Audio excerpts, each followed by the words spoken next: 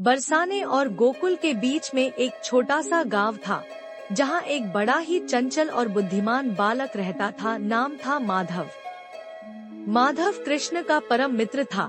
दिन भर साथ खेलते, हंसते, गाय चराते और कभी कभी माखन भी चुराते। लेकिन माधव में एक विशेष बात थी, वह हमेशा कुछ न कुछ नया करने की सोचता रहता था। एक दिन गोकुल में वर्षा नहीं हो रही थी। खेत सूख रहे थे, गायों को हरी घास नहीं मिल रही थी और यमुना भी धीरे धीरे सिकुड़ती जा रही थी। सब लोग परेशान थे। गांव के बड़े बुजुर्ग कहते, इंद्र देवता को प्रसन्न करो, तभी वर्षा होगी।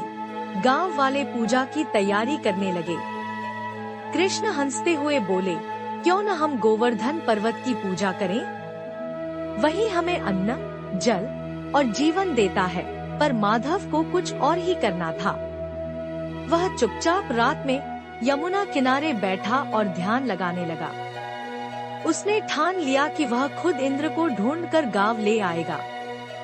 उसका विश्वास था कि अगर कृष्ण दोस्त हैं, तो कोई भी असंभव कार्य संभव हो सकता है। कहते हैं, माधव ने ध्यान से इंद्र का नाम लिया और बालमन की मासूम प्रार्थना से आकाश कांप उठा। इंद्रदेव अपने रथ पर आ धमके। उन्होंने पूछा, बोलो बालक, क्या चाहिए? माधव ने कहा, हे इंद्रदेव, हमारे गांव में वर्षा नहीं हो रही। आप तो वर्षा के स्वामी हो, पर शायद भूल गए हो कि यहाँ के लोग भी आपकी बाट जोह रहे हैं। चलिए मेरे साथ और खुद देखिए कि कितनी पीड़ा है यहाँ। इंद्र मुस्कराए, बोले, तुम बहुत साहसी हो बालक। मुझे बुलाने वाला आज तक कोई बालक नहीं हुआ। चलो, तुम्हारे साथ चलता हूँ। सुबह सुबह गोकुल में लोग देखे कि एक स्वर्णिम रथ आसमान से उतरा और उसमें से एक तेजस्वी देवता निकले। सब चकित रह गए। कृष्ण मुस्कराए और बोले, लगता है आज माधव ने कुछ बड़ा कर डाला है। माधव ने सबको बताया कि कैसे उसने इंद्र से प्रार्थना की।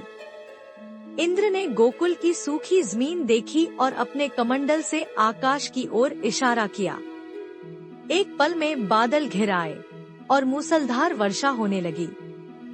खेतों में पानी भर गया, नदियां झूम उठीं, गायों ने प्रसन्न होकर रंभाना शुरू कर दिया।